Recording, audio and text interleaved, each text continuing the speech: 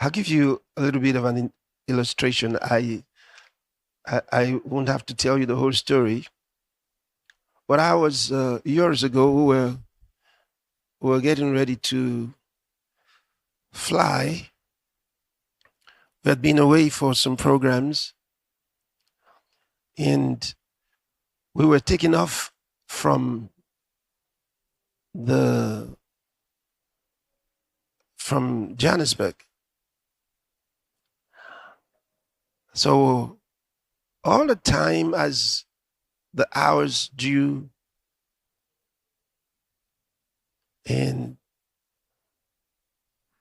the moment got closer and closer to when we should be flying, I was very uncomfortable in my spirit, unusually uncomfortable in my spirit. And I was saying, Lord, why am I so uncomfortable in my spirit about flying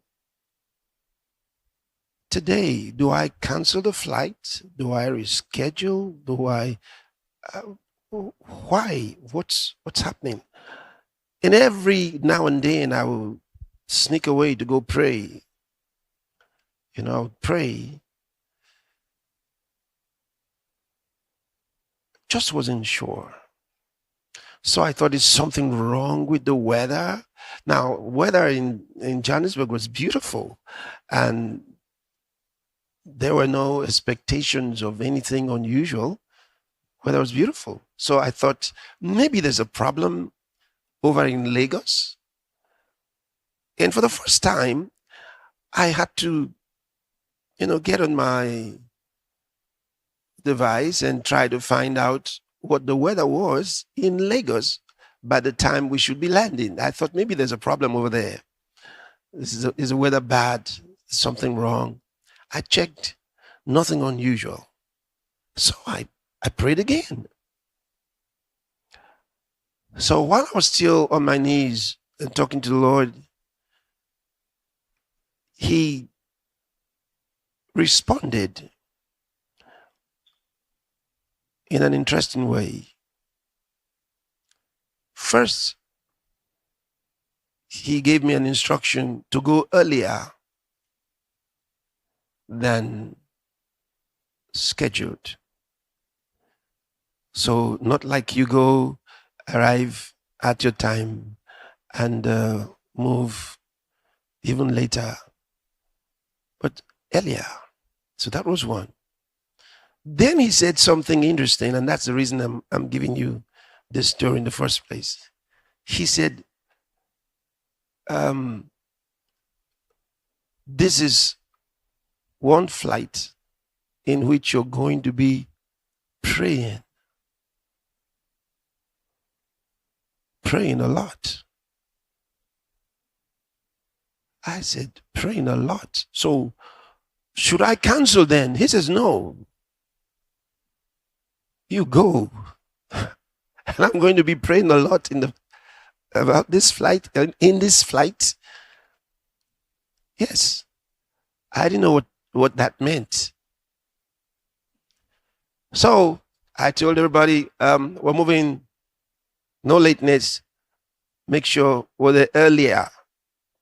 So we arrived earlier at the airport. And since we're early, I said, so we might as well just go. We're already here. Let's go. We don't have to wait till the time we scheduled. We're here. And the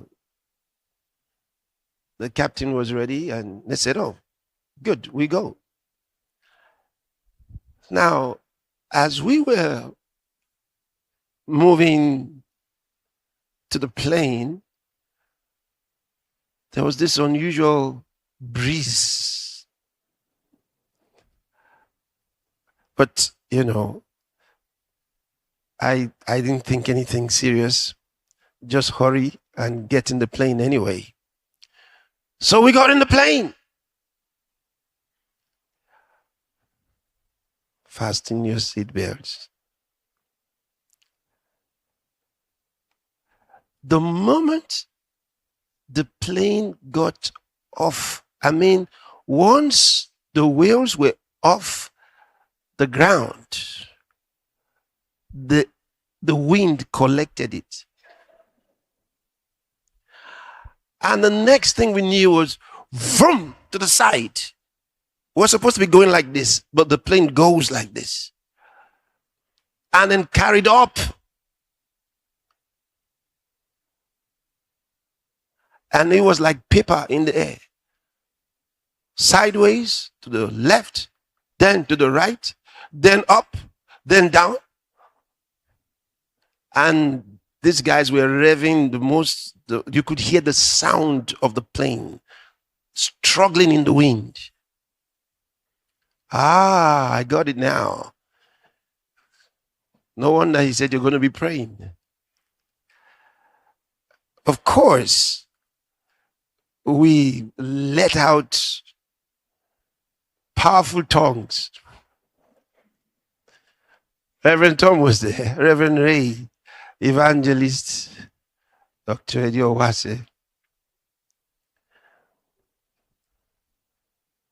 It was time to pray. And this time, not just praying quietly. We opened our mouths.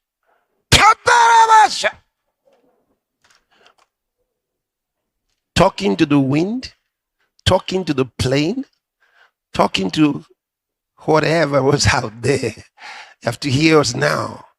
We knew that we couldn't be asking the pilot what's going on, do what. No. We have to use our mouths to control this thing.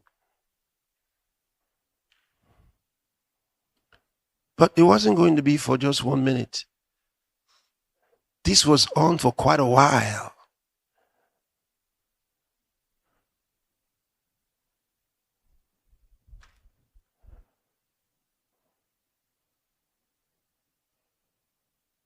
I'd never been in a flight like that.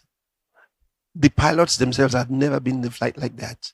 And here was the interesting thing the man said later. He said, if we had left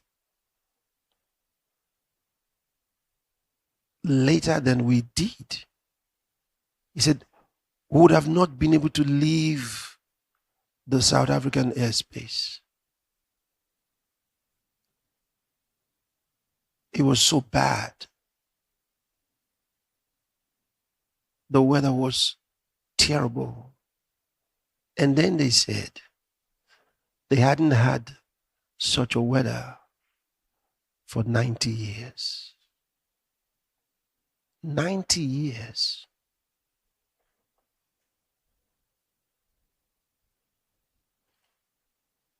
Buildings were destroyed. All this followed, this was a terrible thing. But we were in the air and we were really praying and praying and praying and praying and praying. Up, we prayed, it went down, we prayed to the side, this way and that. But we continued praying. But I remembered what the Lord said. So I knew I was not supposed to stop the praying. I was to continue the praying until there was no need to pray. But we prayed a long time. Do you get it now? So when the Lord says you're going to pray more than ever before, you better make a decision whether you're going to pray by choice because you love the Lord and you want to do what He told you to do, or else you're going to be praying and really praying because of circumstances. Which one do you choose? The first one, we have a choice. We have a choice. So for that one, don't wait. Don't wait. You just begin. Start having your prayer plan now.